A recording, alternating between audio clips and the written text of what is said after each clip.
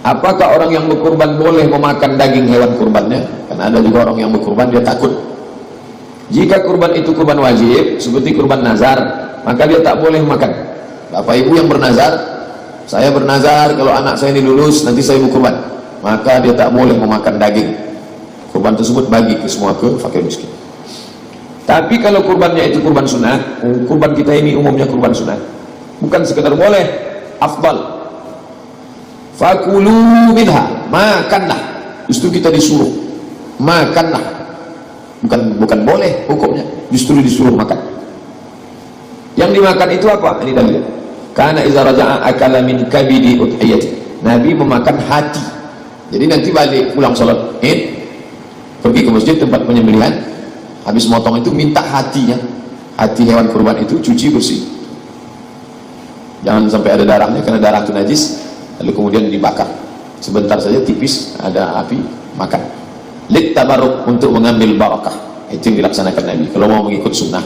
Andai tidak dibuat tak apa-apa, ini sunnah, bukan wajib, bukan rukun, bukan syarat. Yajibut tasadduqu bi jami'il udhiyatil manghurati wa nahwiha. Kalau kurbannya wajib dengan duding atau nadar tadi, maka seluruh daging, kepala, kulit, kaki, semuanya wajib disodakohkan. Nggak boleh yang kurban makan, nggak boleh, haram. Harus disedekahkan kepada fakir miskin. Orang yang mampu nggak boleh nerima. Makanya panitia udah pinter-pinter, sing nadar di, yang non nadar yang mana dibedakan. Jadi sing nadar di karantina, di apa? Karantina. Iya, ini wajib fakir miskin kabeh. Yang non nadar bebas, yang sunnah bebas. Jadi bisa kamu, pokoknya harus ada paling tidak minimal sedikit lah, sak genggam lah daging yang diberikan kepada fakir miskin kalau sunnah. Tapi kalau yang wajib, nazar atau duding, harus semuanya kepada fakir miskin. Dan jangan kebiasaan ngedol kulit kambing. Kata Nabi bersabda, man ba'a jilda udhiyatih fala udhiyatalah. Siapa yang menjual kulit kurbannya, maka kurbannya nggak dianggap. Nggak dianggap. Itu Nabi yang bilang, surah aku yang ngomong. Dan ngomongin kandani ngayal, ini buka dewe kitab hadis ini. Dan kulit tidak bisa dijadikan upah. Jadi tukang jagal, wes aku kayak kulitnya cukup. Jangan dijadikan upah. Kalau seandainya kue memang niat orang yang kurban, wes tidak apa-apa, wes kulitnya karena tukang jagale, tidak apa-apa kalau begitu. Tapi kalau kulitnya atau kepalanya dibuat upah, nggak sah, nggak boleh. Jangan sekali-kali sebagian dari kurban dijadikan upah. Kemudian yang perlu diperhatikan berikutnya, ojo kebiasaan menggunakan alat-alat masjid untuk kurban. Tidak boleh, itu haram. Nggih banyune masjid, tuku konsumsine nggih di tim masjid, bakar-bakarannya nggih duwite masjid, ora oleh. Ini namanya menggunakan uang masjid bukan pada tempatnya. Nggak pas. Masjid itu untuk masjid, nggak bisa buat yang lain. Ini yang dikatakan oleh para ahli fikih. Coba yang tidak percaya dengan ini, tunjukkan kepada saya dalilnya mana. Kamu kok menggunakan air masjid, menggunakan alat-alat masjid? Itu nggak boleh. Ini diperhatikan. Bahtul Masail Nahdlatul Ulama pun juga memutuskan bahwa apa? Ini haram, nggak boleh. Tapi wah keseng ngeyel. Al ngeyelun wal ngeyelat atau akeh. Jadi makanya ini perlu diperhatikan oleh para panitia, perlu diperhatikan ini. Nggak boleh. Apalagi sampai ngotori masjid. Biasanya kan kotor, buteh tok. Teras masjid juara semuanya. Lu wong sholat yang masjid akhirnya abu amis. Kan begitu. Jangan menggunakan alat masjid itu di teras masjid, jangan. Gun liyane lah, lapangan apa di ngono. Cari tempat yang lainnya. Jangan menggunakan alat masjid.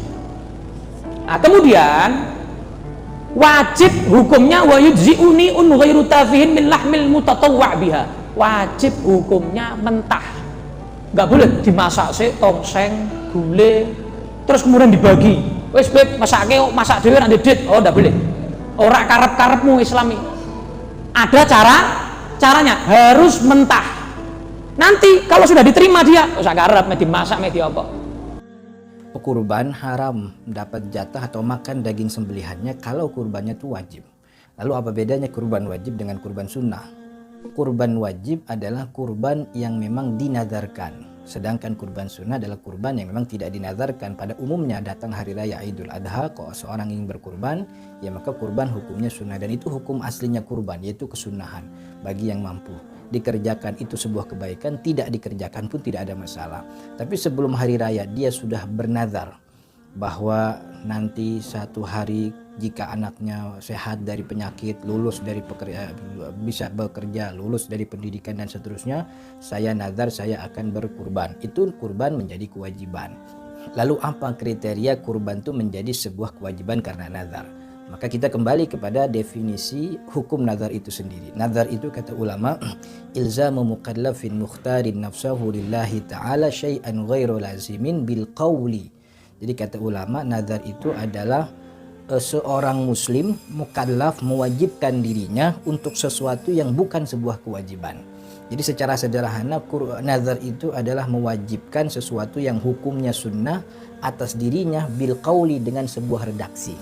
Jadi dari definisi ini bisa kita simpulkan bahwa nazar itu pertama harus dikerjakan oleh orang yang mukallaf. Itu salah satunya. Pertama, nazirnya haruslah orang yang mukallaf.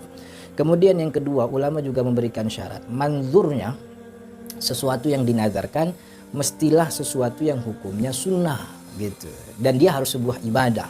Dia tidak boleh berupa sesuatu yang mubah. Dia harus ibadah dan hukumnya sunnah. Karena kalau hukumnya wajib kan nggak perlu dinazarin, karena emang sudah wajib. Nazar itu membuat ibadah yang sunnah jadi wajib. Maka yang wajib nggak perlu dinazarin untuk dikerjakan. Ada orang yang bernazar, saya nazar nanti kalau proposal saya di ACC lolos oleh atasan, ntar sore saya mau sholat asar, saya nazar. Nggak bisa.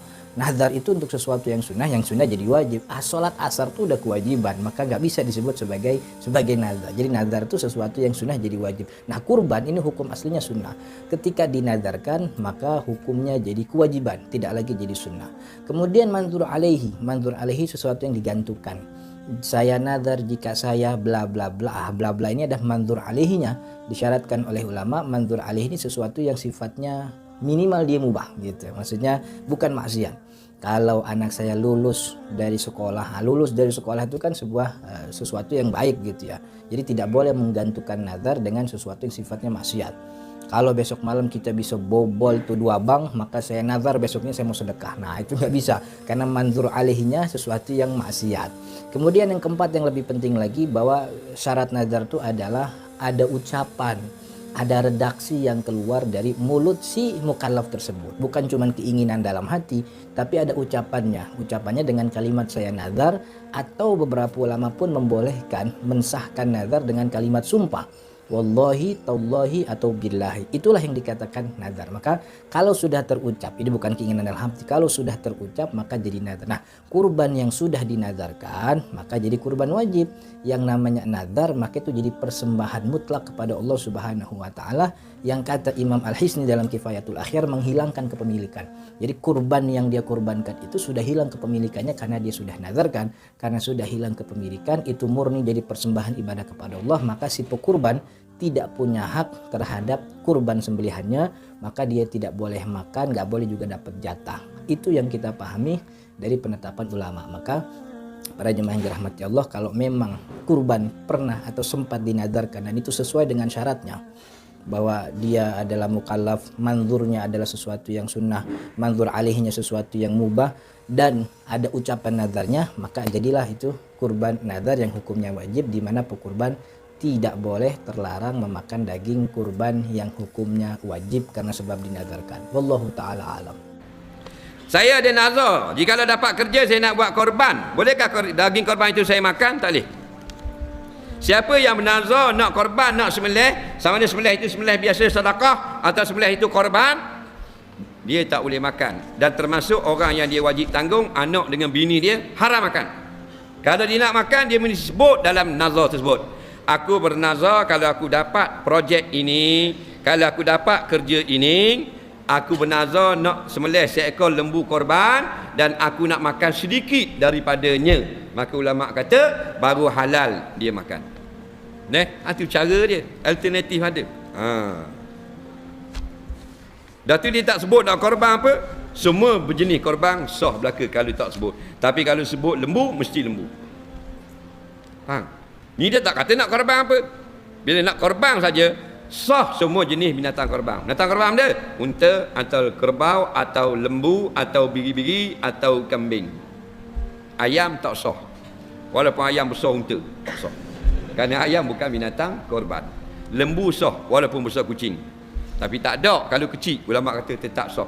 Kerana namanya lembu.